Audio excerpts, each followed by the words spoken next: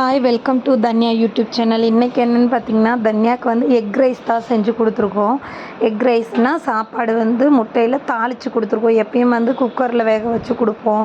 வேக வச்ச சாப்பாடை மறுபடியும் குக்கரில் வேக வச்சு கொடுப்போம். நாட்டுக்கோழி முட்டை முடிஞ்சிருச்சு, அதனால் இந்த ஒயிட் முட்டையில் ஏன்னா 2 நாளைக்கு ஒருக்கா கண்டிப்பாக முட்டை கொடுக்குறனால இன்றைக்கி இந்த ஒயிட் கலர் முட்டையை எடுத்தாச்சு. பாப்பாவுக்கு எப்படி கொடுத்தோன்னு பார்த்தீங்கன்னா, வெங்காயம் எடுத்துக்கிட்டேன். வெங்காயமும் கடுகு மஞ்சத்தூள் முட்டை போடுறதுனால மஞ்சத்தூள் போட்டிருக்கேன், உப்பு, அப்புறம் மிளகுத்தூள். வேறு எதுவுமே எடுக்கலை. நான் வந்து முட்டை வந்து தனியாக ஃபஸ்ட்டு ஒரு டம்ளரில் கலக்கி எடுத்துக்கிறதுக்கு வேண்டி அதில் மஞ்சத்தூள் உப்பு மிளகுத்தூள் லைட்டாக போட்டுட்டு முட்டை அதில் உடச்சி ஊற்றிட்டு நல்லா மிக்ஸ் பண்ணி எடுத்துக்கிட்டேன். நல்லாவே அந்த இதெல்லாம் மிக்ஸ் ஆகிற மாதிரி மிக்ஸ் பண்ணி எடுத்துக்கிட்டேன். ஆனாலுமே லைட்டாக மஞ்சத்தூள் அடியில் நின்றுச்சு.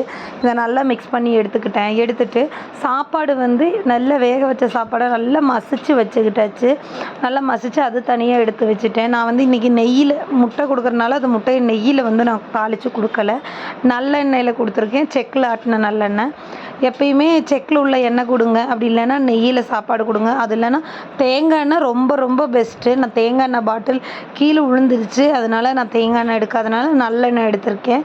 நல்லெண்ணெய் தான் ஊற்றிக்கிட்டேன். நல்லெண்ணெய் ஊற்றிட்டு நல்லெண்ணெய் நல்லா சூடானதும் ஃபஸ்ட்டே பாத்திரம் அடுப்பில் வச்சனால ஏற்கனவே சூடாயிருச்சு. எண்ணெய் ஊற்றினோடனே நல்லா சூடாயிருச்சு. சூடானதும் கடுகு அடுப்பில் கடுகு போட்டுருங்க. கடுகு நல்லா பொரியட்டும். கடுகு பொரியாமல் கொடுக்காதீங்க. கடுகு நல்லா பொரிஞ்சதும் வெங்காயம் ரொம்பவுமே பொடுசாக நறுக்கி வைங்க. ஏன்னா குழந்தைங்க சாப்பிடும் போது என் பாப்பாவுக்கு வந்து 4 பல்லு தான் வந்திருக்கு, அதனால் மென்று சாப்பிட்டுக்க மாட்டா சொல்லிவிட்டு ரொம்ப பொடுசாக வெட்டியிருக்கேன். நான் மிளகுத்தூள் இது முட்டையிலையும் போட்டிருக்கேன், இதுலேயும் கொஞ்சம் மிளகுத்தூள் போட்டுக்கிட்டேன் லைட்டாக காரத்துக்கு வேண்டி. அப்புறம் முட்டை ஆல்ரெடி நம்ம வந்து மிக்ஸ் பண்ணி வச்சுருப்போம் இல்லையா, இந்த மிக்ஸ் பண்ணி வச்சது போட்டுக்கலாம். அந்த இது கிண்டி விட்டுட்டு மிளகு கிண்டி விட்டுட்டு இந்த முட்டை மிக்ஸ் பண்ணி வச்சதை போட்டுக்கலாம். போட்டுட்டு நல்லா கிண்டிகிட்டே இருந்தீங்கன்னா இந்த மாதிரி ஃபுல்லாக முட்டை பொடிஞ்சு வந்துடும். முட்டை பொடிஞ்சு வந்த பிறகு ரைஸ் நம்ம வந்து ஆல்ரெடி வேக வச்சு எடுத்து வச்ச ரைஸில் உப்பு இருக்குது, வேணாது இல்லை நீங்கள் உப்பு போட்டுக்கலாம். இந்த வேக வச்சு எடுத்து வச்ச ரைஸை நல்லா மசிச்சு வச்சுருந்தோம் இல்லையா, அந்த ரைஸ் இதில் போட்டுட்டு நல்லா கிண்டுங்க. பாத்திரம் ரொம்ப பெருசாக இருக்குது, அதனால தான் நான் ஜூமில் வச்சுருக்கேன். நல்லா கிண்டிட்டு உங்களுக்கு இதுலேயும் இதோடையும் இன்னும் மசிச்சு வேணும்னா இந்த நான் பண்ணுற மாதிரி நீங்கள் சுற்றி இருக்கிறதெல்லாம் எடுத்து விட்டு நல்லா அந்த பாத்திரத்துலேயே வச்சு நீங்கள் நல்லா மசிச்சிங்கன்னா நல்லா இந்த அளவு கிடைக்கும். இப்படியே நீங்கள் ஊட்டலாம். மென்று சாப்பிட்ற மாதிரினா இப்படியே ஊட்டலாம், இல்லைன்னா மிக்சியில் ஒரு அடி அடித்து ஊட்டலாம். நான் இப்படியே பாப்பாவுக்கு ஊட்டிட்டேன். சாப்பிட்டுக்கிட்டா. ஸ்பூனில் கொடுத்தப்போ சாப்பிடல, கையில் இன்னும் கொஞ்சம் அமுத்தி கொடுத்தப்போ அவள் சாப்பிட்டுக்கிட்டா.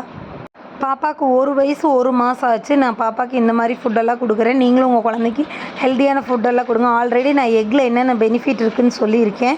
இது இந்த நார்மல் எக்கில் என்ன இருக்குது, நாட்டுக்கோழி முட்டையில் என்னென்ன பெனிஃபிட் இருக்குது எல்லாமே நான் சொல்லியிருக்கேன்.